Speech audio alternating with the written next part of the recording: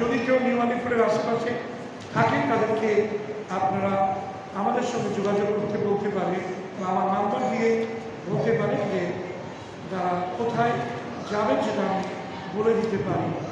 আসলে আমরা ঈশ্বরের মাত্র সহভাগিতায় আমরা যাব এবং আমরা ধারাবাহিক যে শিক্ষা মণ্ডলীতে পাচ্ছি সেই ধারাবাহিক শিক্ষা আমরা থাকছি এবং দ্বিতীয় তিমথিও তার 3 অধ্যায় আমরা গতদিন পর্যন্ত দেখেছিলাম 9 পদ পর্যন্ত, 3 অধ্যায় 9 পদ পর্যন্ত, এবং সেখানে আমরা আলোচনা করেছিলাম যে কতগুলো জিনিস নিয়ে যেগুলো শেষকালে নেগেটিভ বা নেতিবাচক বিষয় মানুষের মধ্যে দেখতে পাওয়া যাবে।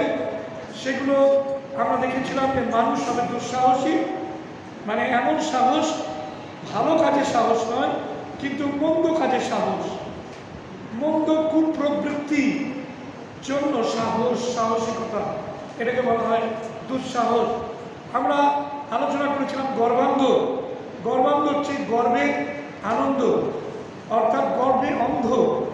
যে গর্বে অন্ধ হয় তার জীবন অসুখী, কেন সে কেবল নিজেকে নিয়েই গর্ব করতে থাকে, কিন্তু ঈশ্বরের কাছে থেকে যে গর্ব আসে, যেটা ঈশ্বরের লক্ষ্য বলছে তিনি অহংকারীদের প্রতিরোধ করেন কিন্তু নম্রদিগকে অনুগ্রহ প্রদান করে, আর সেটা তাদের জীবনে দেখা যায় না। যারা নিজেরা নিজেদের অহংকারে, নিজেদের গর্বে তারা অন্ধ হয়ে রয়েছে, কারোর কথা শুনে না, নম্রতার ধার কাছ দিয়ে যায় না, শেষকালে মানুষেরা গর্বান্ধ হবে। ওকে, তারপরে আমরা দেখেছিলাম তৃতীয়ত যে ঈশ্বর প্রিয় নয় কিন্তু বিলাস প্রিয় হবে। এই শেষকালের মানুষেরা তারা বিলাসিতার মধ্যে রয়েছে। সকলে দেখুন, আমি বলি না যে কিছু কিছু জিনিস যেগুলো আমাদের খুব প্রয়োজন, সেই প্রয়োজনগুলো আমি বলি না বিলাসিতা। যেমন বর্তমানে আমাদের টেম্পারেচার যত বাড়ছে, সেই টেম্পারেচারের কারণে অনেক সময় হয়তো এসি আমাদের ঘরে নিতে হয়, একটা হয়তো নিতে হয়। আমি সেটাকে বিলাসিতা বলি না, কিন্তু সেটাকে বলি রিকোয়ারমেন্ট। যেহেতু টেম্পারেচার গ্লোবাল ওয়ার্মিংয়ের জন্য টেম্পারেচার দিন দিন বাড়ছে, কিংবা ধরুন আমি পশ্চিমবঙ্গের কথা বাদ দিলাম, অন্যান্য দেশ যেমন আমার ছেলে দুবাই রয়েছে, সেখানকার এখন চলছে উইন্টার, এখন টেম্পারেচার হচ্ছে 35, আমাদের টেম্পারেচার 34, 35, তাদের টেম্পারেচার 35। এটা হচ্ছে উইন্টার টাইম। যখন গরমকাল তখন টেম্পারেচার চলে যায় 60, 65, মানে বুঝতে পারছেন কি টেম্পারেচার। এসি ছাড়া তাদের পক্ষে চলা সম্ভব। এটা কিন্তু বিলাসিতা নয়, এটা কিন্তু রিকোয়ারমেন্ট, ভালো করে বুঝবে। কিন্তু শেষকালের মানুষ তারা বিলাসিতার মধ্যে প্রবেশ করবে। তার মানে কি, আপনার হয়তো 2টো জুতো হলে হয়ে যাবে, 1000 টাকা দামের ম্যাক্সিমাম হয়তো দামের জুতো হলে হয়ে যাবে, সেখানে আপনি 5000 টাকার দামের জুতো, 10,000 টাকা দামের জুতো আপনি একের অধিক 2টো, 3টে, 4টে আপনি কিনছেন। এগুলোকে বলে বিলাসিতা, এগুলোকে বলে বিলাসিতা। হয়তো আপনার একটা গাড়িতে হয়ে যাবে, কিন্তু আপনি চান ভালো ভালো ব্র্যান্ডের অনেকগুলো গাড়ি চাই, BMW দরকার, মার্সিডিজ দরকার, বিভিন্ন ধরনের গাড়ি চাই। এগুলো হচ্ছে বিলাসিতা, এগুলো রিকোয়ারমেন্ট নয়। বুঝেছে? শেষকালের মানুষেরা তারা বিলাসিতায় নিজেদের জীবনকে রাখে। প্রিয় ভাই বোন, আসুন, প্রভু আমাদের ঈশ্বর প্রিয় হতে বলছেন, বিলাস প্রিয় হতে বলেননি। বলছে আমরা যেন প্রভুকে ভালোবাসি, আমরা বিলাসিতাকে ভালোবাসি।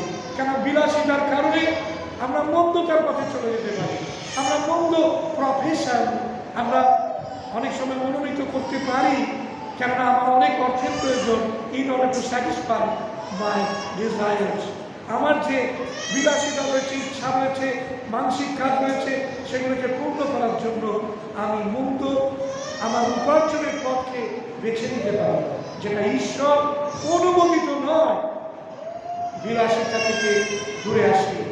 তারপরে আমরা দেখেছি ভণ্ড মানুষ, ভণ্ড একটা ভক্তির অবাধ হবে, কিন্তু ঈশ্বরের যে শক্তি কাজ করে সেটাকে অস্বীকার করবে।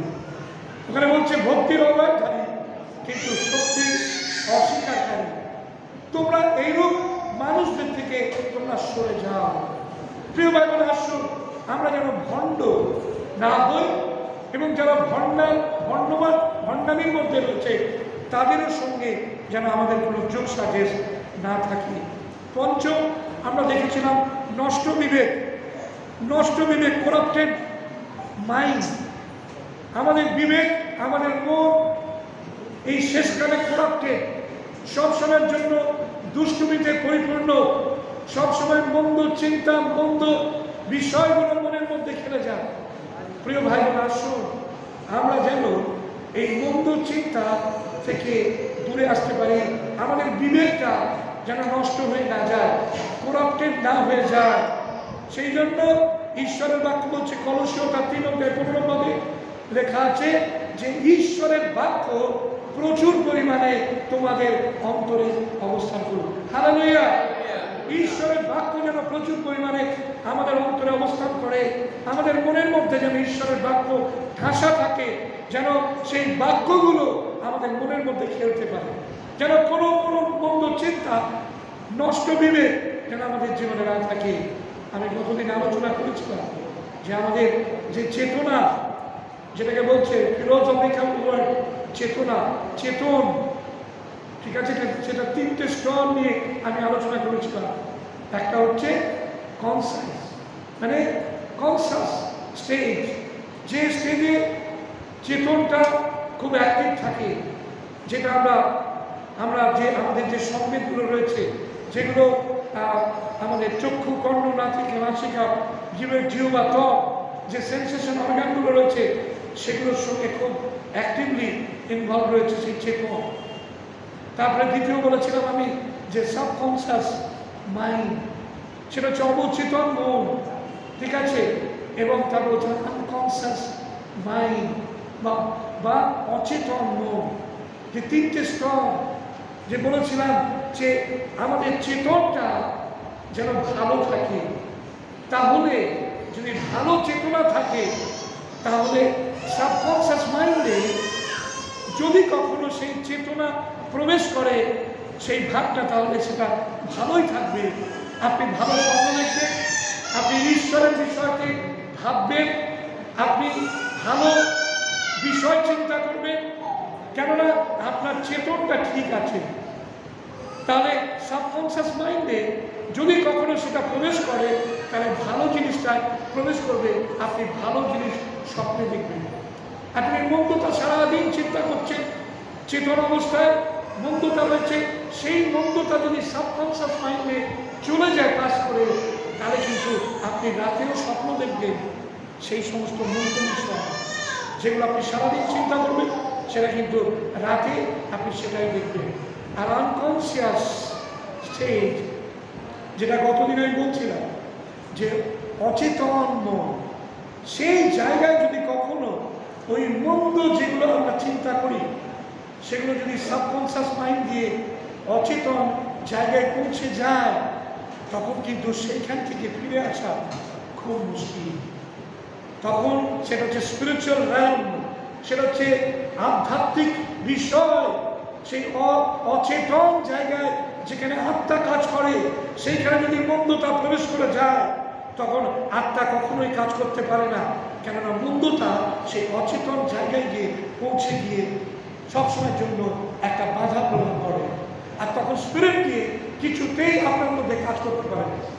যাদের মধ্যে এই অচেতন স্তরে সেই মন্দতা, নষ্ট বিবেক হয়ে গেছে, তারা কিন্তু ঈশ্বরের সঙ্গে রিলেট করতে কিছুতেই পারে না, যদি না তারা প্রভুর কাছে এসে ক্ষমা চেয়ে বলে যে প্রভু, তুমি আমার সমস্ত অপরাধ, সমস্ত পাপ ক্ষমা করো, আমি যা ভুল করেছি, ভুল চিন্তা করেছি, এগুলো তুমি দূর করে দাও, সরিয়ে দাও তোমার রক্ত দিয়ে, তোমার শক্তিতে পরিপূর্ণ করো, তোমার পবিত্র আত্মার পরিচালনা আমাকে দাও। আর তখন পবিত্র আত্মার দ্বারা যিশু আমাদের সেই অচেতন স্তর থেকে সমস্ত নষ্ট দুষ্টতা যা কিছু সেগুলো উপড়ে ফেলে তিনি সরিয়ে দেন। আর সেই জন্য পৌল কি বলছেন 2 করিন্থীয় তার 5:17 বলো তো, যদি কেউ খ্রিস্টে থাকে তাহলে নতুন সৃষ্টি হইল, পুরাতন বিষয় সব কিছু অতীত হয়েছে, দেখো সব কিছু নতুন হয়ে উঠেছে। হালেলুয়া। প্রিয় ভাই বোন, আর সেই কারণে খ্রিস্টের কাছে আসাটা এত বেশি প্রয়োজন রয়েছে। খ্রিস্টের কাছে যখন আপনি আসবেন, তখন যিশু আপনার জীবনের সমস্ত নষ্ট বিবেককে তিনি ঠিক করবেন। প্রিয় ভাই বোন, অনেকে আপনারা স্ট্রাগল করছেন এই নষ্ট বিবেকের কারণেতে। আপনি কিছুতেই প্রভুর সঙ্গে রিলেট করতে পারছেন না। মানে ছেলেমেয়েরা, তোমরা প্রভুর সঙ্গে রিলেট করতে পারছো না, কেননা নষ্ট বিবেক সকলকে নষ্ট করে দেয়, তার পরিবেশকে নষ্ট করে, তার পরিবারকে নষ্ট করে। আপনার মধ্যে যদি নষ্ট বিবেক থাকে, আপনি সকলকে নষ্ট করে দেবেন। প্রিয় আসুন খ্রিস্টের দ্বারা, তার পবিত্র আত্মার শক্তিতে, তার বাক্যের ক্ষমতা